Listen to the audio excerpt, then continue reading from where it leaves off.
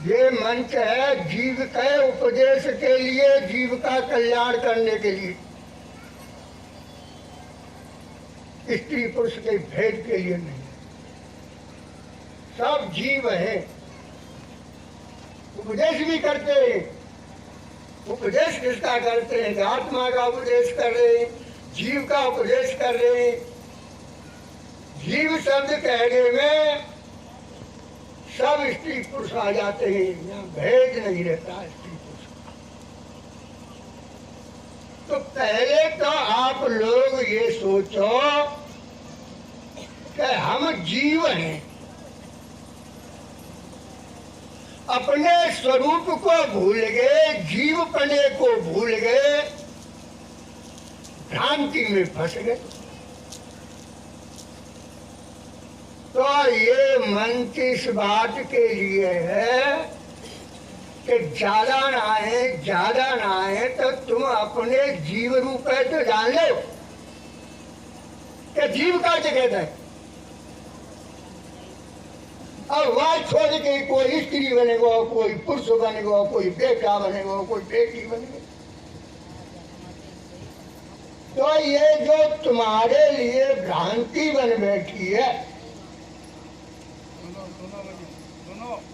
वो भ्रांति के निकालने के लिए सत्संग होता है, सत्य का संग होता है, सत्य की चर्चा होती है।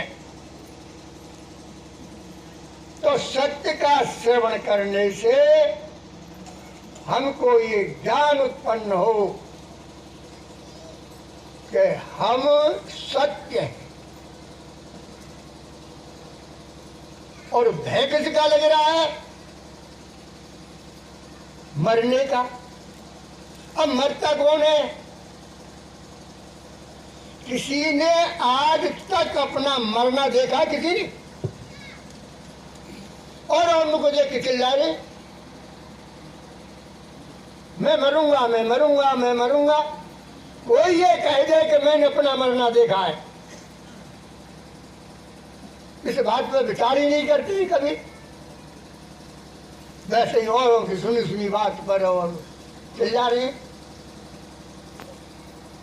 अरे भाई, तुम्हारे लिए जो भ्रांति हुई है, जो भ्रम हुआ है, अपने को छोड़ करके अन्यथा ग्रहण करने का, उसको बताते हैं कि भाई ये जो तुम बन गए का हो, ये तुम्हारा नहीं है, ये तो पंचभूतों का है। अभी अभी कोई बात सतयुग की कह रहा था, कोई त्रेता की कह रहा था, कोई कहीं की कह रहा था। हमने वर्तमान में देखा है। अब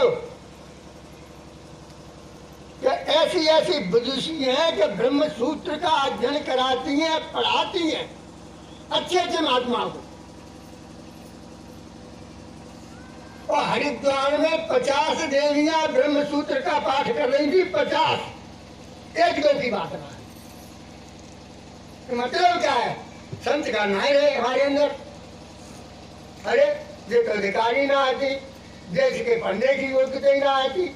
और मैं देखो हरिद्वार में जाके अब की साल में मैंने देखा एक महीना ब्रह्म सूत्र पर 50 देवियां अध्ययन कर रही थी। कुंभ में देखा था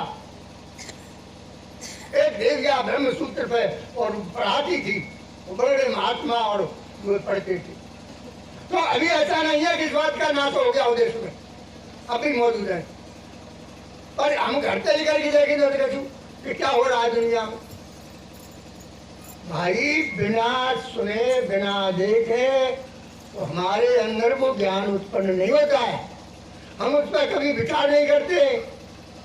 इतनी नीची दृष्टि हो गई है। अब सत्संग में सत्संग इसी बात के लिए होता है, सत्य को लखाने के लिए, सत्य का उपदेश करने के लिए, उसकी जागरण करने के लिए। कहने का मतलब है पंचभूतों से ये सृष्टि बनी है। तो ये सृष्टि जो हमें दिख रही है नाम की और रूप की, ये इसकी एक प्रक्रिया बनती है। तो जिस समय पर तारा विकल हुई और अपने पति के पास जाके रुदन करती है, तो यही उपदेश दिया था वहां, तारा विकल देख रघुराया और दीन ज्ञान हरि लीनी माया। क्या उपदेश किया राम ने वहां? जब रो रही है, रुदन कर रही है कि मेरा पति मर गया, तो भगवान कहते, भगवान ने उसको बात कही कि तू अपना पति किसको मान रही है? क्या 5 भौतिक शरीर को मानती है? तो तेरे सामने पड़ा है, ले जा। और जीव को कहती है, तो जीव नित्य कहलेगी तू रोगा। और जीव अजर अमर है, कभी मरता नहीं है। तो जब हमने ये सुना कि जीव कभी नहीं मरता है, और हम कौन हो गए? मरने वाले। तो यहाँ हम पे गड़बड़ भैया कि ना कह? रामायण कह रही है कि ईश्वर अंश जीव अविनाशी और चेतन अमर सहज सुख। अब जो जीव है कभी मरता नहीं है, तो इनके अंदर अलग है, तुम्हारे अंदर अलग है भाई। बेटे एक ही है सबके अंदर, जो अविनाशी है तो ये मरता नहीं है। तो ये भेद कैसे पड़ा? अज्ञान से। सीधी बात है, जब अज्ञान से भेद हुआ तो उस भेद को मिटने के लिए आते हैं, सत्संग करते हैं कि ये भेद मिटे, हमको अपने जीव बने का ज्ञान हो जाए। ब्रह्म की वो बात तो अलग है, बीच बाद में पहले अपने का ज्ञान हो चाहिए। मैं कौन? पहले मैं का ज्ञान होना चाहिए कि मैं कौन।